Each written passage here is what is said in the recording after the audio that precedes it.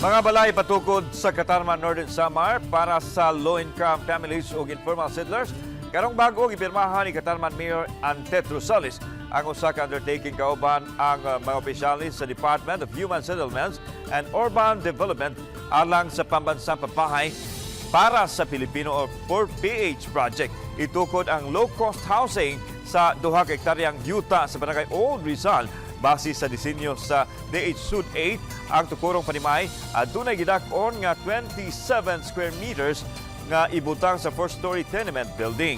Dugang sa ahensya, anaalang madod pa sa 3,500 ang bayaran sa housing beneficiaries. Silyado na ang pagpatukod sa NIP Training Center sa Northern Samar. Bibisita si DepEd Undersecretary Gloria Pumamel Mercado sa Schools Division of Northern Samar ni atong June 30.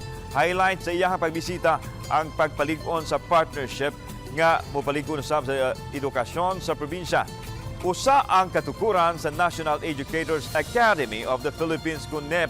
Usa kini ka training facility alang sa teaching ug non-teaching staff sa kinatibuk-ang Region 8. Ipabarog ang training center sa usa ka hektaryang luna nga idonar sa University of Eastern Philippines.